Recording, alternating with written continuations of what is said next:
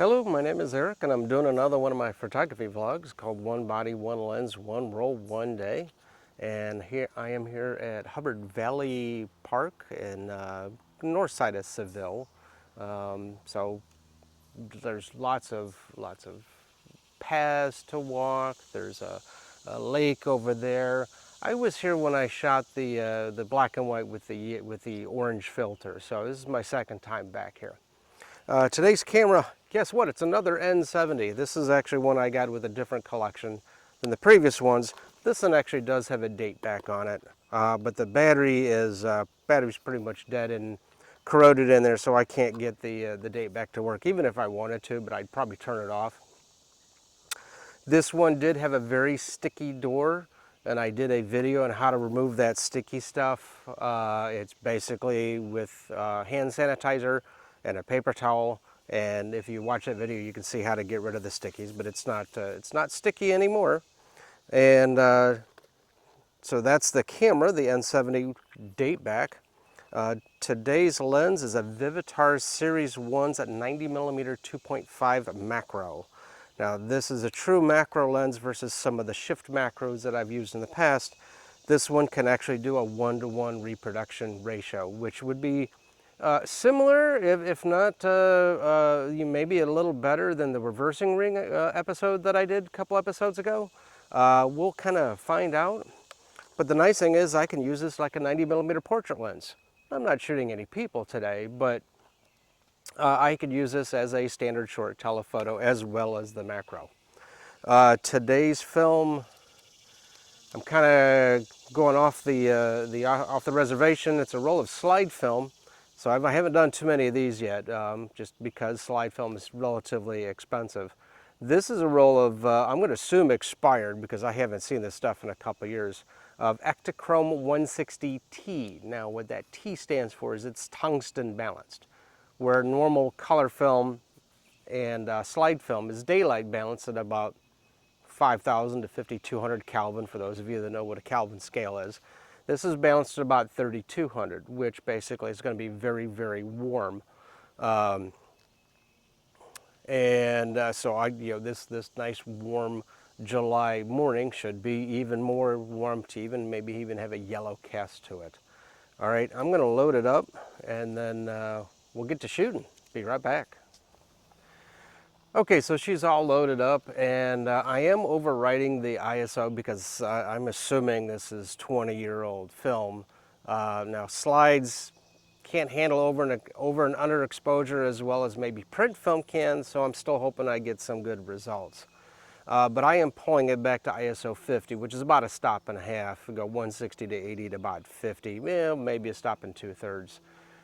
So that should help with the age of the film, and I don't know how it was kept. So if I get back kind of blown out slides, it is what it is. That's what happens when you shoot expired film. Now this particular lens, again, Vivitar Series 1 90mm 2.5 macro, and I did trace the serial number, and these were actually manufactured by Tokina, and this is supposedly the better of the two designs that they had for this. There was another one, I'd have to double check who made that one, but the serial numbers were a different sequence. All right, I've got picnic tables, I've got a big open area over there, I've got some fallen trees over there, I got paths, I got a lake, I got a bunch of stuff to shoot. I'll be right back. Okay, so this lens has a pretty massive focus throw.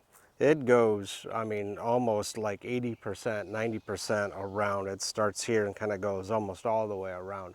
So that's a cool thing, is you can really fine tune your focus on this macro. A lot of macros are like that. The problem is if I'm going from macro to, kind of more portrait-y or landscape type stuff, then, I got to spin it 2 or 3 times. But that's what it is when you're shooting more of a specialized lens like this. All right, I'm going to walk down the path. Let's see what I can get. Be right back.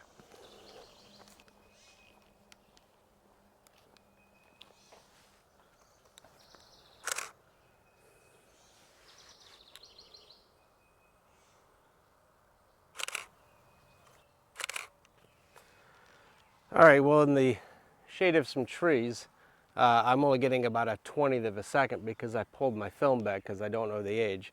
So not sure how well those are going to come out. They might be a little bit blurry, so, but you know, hey, we'll see.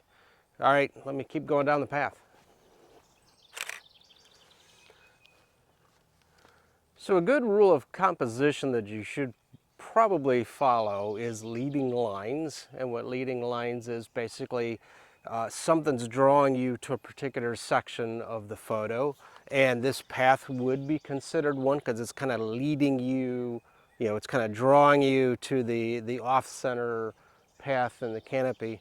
So, you know, where you've got linear stuff come down, you got a path kind of leading you away, you know, it draws your attention to a particular part or interest of your photo.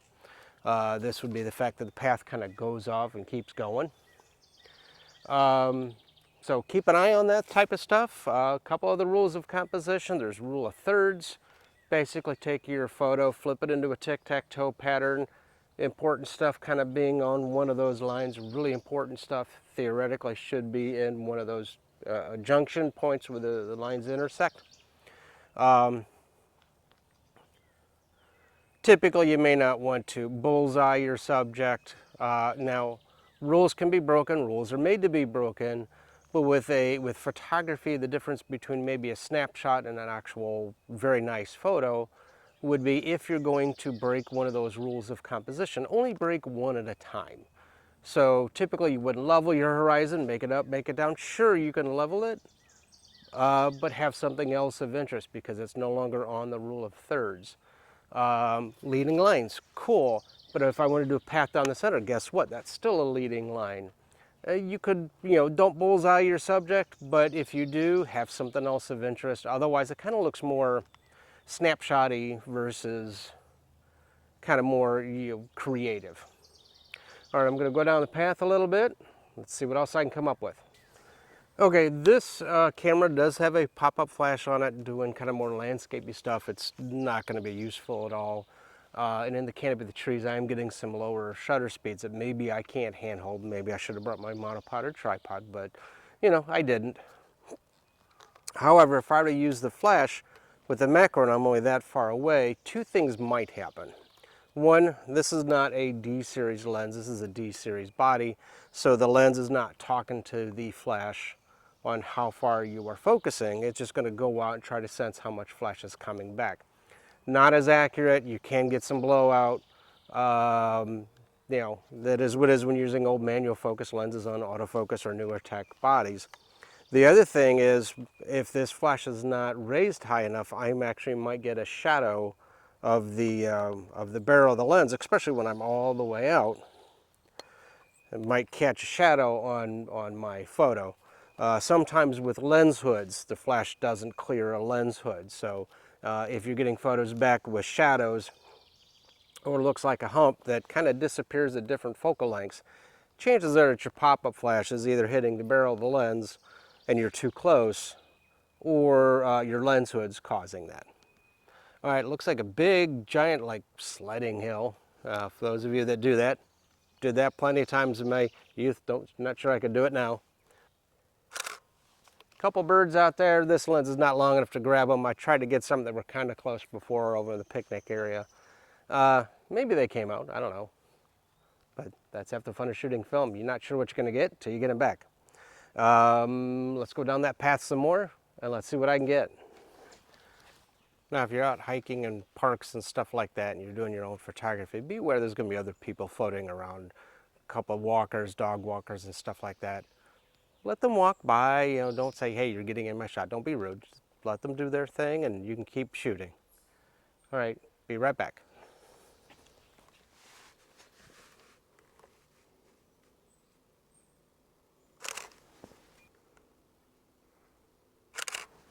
All right, I'm still getting about a 20th of a second, maybe a 40th of a second underneath the canopy of the trees. So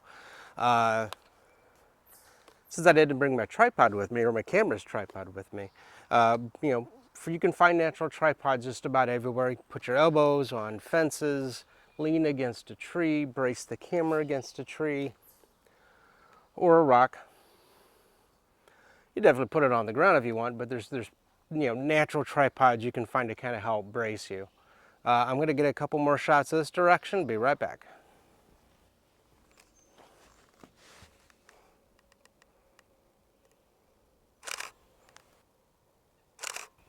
So this camera, this particular version, the Nikon N70 QD, also has a panoramic function, and I've showed you some panoramics, the shape stuff, in previous episodes. I'm not using it on this roll because this is a roll of slide film, and I want to see the full thing versus the cropped one that I was using on some of the film stuff. So these should be all, all full image.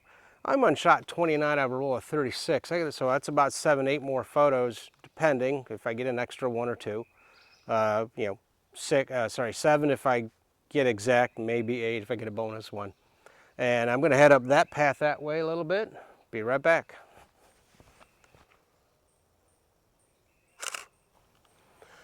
All right, that's the end of my roll. I actually did get 38, so I did get some extra shots on there. Just remember with the N70 and actually a couple others like the F100, which I got shown the other day, will not automatically kick into rewind. It was basically designed to be very quiet, but when they don't want, if you're in an area where there's like videographers and stuff like that, they don't want to hear the whine of your motor rewinding. So give you a second to step away from video camera microphones or important speakers and stuff like that. Then you could hit the rewind where you were out of the way, and then you could reload very quietly and then step back into wherever it is that you were. All right, so today's camera, Nikon N70 QD with Panorama, which the battery inside the date back chamber is corroded. I can't even access that. So no date stamp. One of these days I'll do one with a date stamp on it so you can see it. Did not use the panorama feature because these are slides, not normal negative black and white or color film. Today's lens was the Vivitar Series 1 90mm 2.5 macro. It is well known that the ones with this serial number sequence were made by Tokina, which was a very nice lens manufacturer. Supposedly very creamy on the bokeh, but we'll find out when I get the results back. Images will be posted at the end. Now, slide film does take some time, so this is a July morning, so it may be August or September before this episode gets posted, just because it's going to take me some time to get the slides back. So hopefully they're pretty good. This lens was multi-coated, so that should help out with any flaring, but there's sun out, so I'm not really worried about that. Nice overcast, even lighting, great for this type of stuff. Today's film was some Ektachrome 160 tungsten. So not normal daylight balance. This was tungsten balance, a very warm film. May even have like this goldish tint to everything. But we'll find out when I get the slides back. This was some 160 tungsten, unknown condition. I shot it at ISO 50, which is just over a stop and a half, maybe a stop and 2/3 overexposure to help hopefully compensate for the age of the film. All right, images will be posted at the end. Feel free to give them a thumbs up. Again, might be a while, but that's okay. Feel free to comment on your own experience with either slide film or expired film. So this is probably only about my third roll of slides that I've shot so far. I got a couple more, but it's the third one that I've actually shot. Feel free to comment if you like them. Feel free to subscribe. New episodes are trying to come out every Friday and every Saturday, with maybe a few bonus episodes in the middle. One was how to clean the sticky thing. One was how to actually clean your digital camera sensor. And then one was actually how to load an old manual camera. So watch those little, they're not really part of the one lens vlog, but it's very informative stuff. All right, I'll see you next episode. Thanks for watching.